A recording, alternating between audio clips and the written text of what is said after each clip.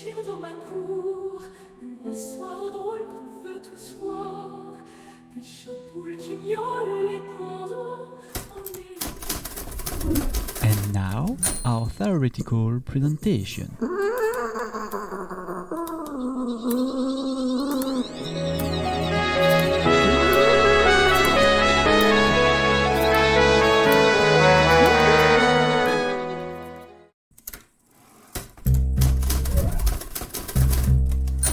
Mesdemoiselles, mesdames et messieurs, bienvenue dans cette nouvelle édition du Barbarie du soir.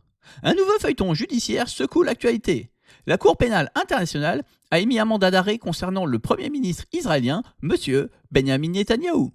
Le procureur Karim Khan souhaite lancer une instruction contre lui pour, je cite, crime de guerre et crime contre l'humanité. Le bureau du Premier ministre a réagi en indiquant que, je cite de nouveau, la décision antisémite de la Cour pénale internationale est comparable à un procès Dreyfus d'aujourd'hui qui se terminera de la même façon. La plupart des pays européens ont indiqué qu'ils allaient respecter ce mandat d'arrêt, à l'exception notable de la Hongrie de Viktor Orban. En dépit du soutien de Javier Milei, l'Argentine semble un voyage trop hasardeux pour M. Netanyahou. En revanche, il pourra toujours se rendre en villégiature aux États-Unis, qui ne font pas partie de la Cour pénale internationale. Parfait. Ah! Cthulhu Fatagan. Avons-nous encore été piratés? Cthulhu Fatagan. C'est revenu? Oui, par contre, on vous entend. Lancez la revue d'articles.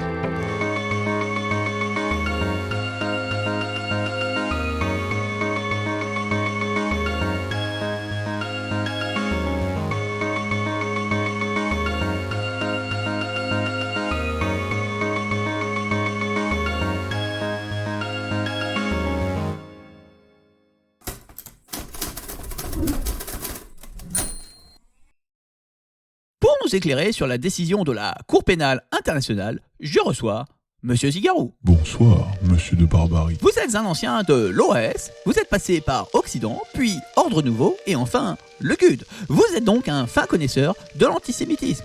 Comment réagissez-vous à ce mandat d'arrêt? Tout d'abord, je voudrais rappeler que monsieur Karim Khan est un arabe pakistanais. Un arabe musulman. Il est bien entendu qu'il est antisémite. Oui, bien entendu. Je veux dire, non, voyons. Ne soyez pas naïf, monsieur de Barbarie. Le Pakistan est sans doute le pays le plus antisémite du monde. D'ailleurs, monsieur Khan est un Ahmadi, des adeptes d'un courant de l'islam dont les membres sont historiquement persécutés. Il est évident qu'il va chercher à se venger. Enfin, sa mère est anglaise et il est de nationalité britannique. Voilà, la perfide Albion. On ne peut pas faire confiance à ces gens-là, pensez. Ils ont assassiné Jeanne d'Arc. Mais tout de même, le procureur a comme conseiller le survivant de la Shoah, Theodore Meron. Cet individu a eu maille à partir avec la police dès ses 12 ans. De la racaille, en somme. Mais vous ne pouvez pas dire ça. Enfin, monsieur de Barbarie, soyons sérieux. L'antisémitisme des années 30 était un antisémitisme honteux. L'Allemagne l'a caché. Si monsieur Meron a été arrêté, c'est bien parce qu'il enfreignait la loi. Vos propos sont inacceptables. Je vois immédiatement ce réflexe gauchiste de brimer la liberté d'expression. Non, pas du tout. Revenons sur les propos de M. Netanyahou et le lien qu'il a fait avec l'affaire Dreyfus. Eh bien, le capitaine Dreyfus a été faussement accusé pour couvrir des traîtres à la patrie en 1894. Il a été innocenté et réhabilité en 1906 pour être décoré de la Légion d'honneur en juillet de cette même année. De même, cela prendra sans doute une douzaine d'années pour que le génie de M. Netanyahou dans la gestion du problème arabe soit reconnu à sa juste valeur.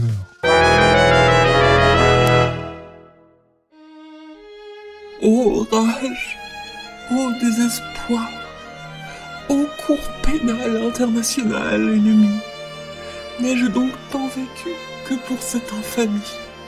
J'ai pu me libérer un créneau pour vous recevoir. Que se passe-t-il donc? C'est horrible.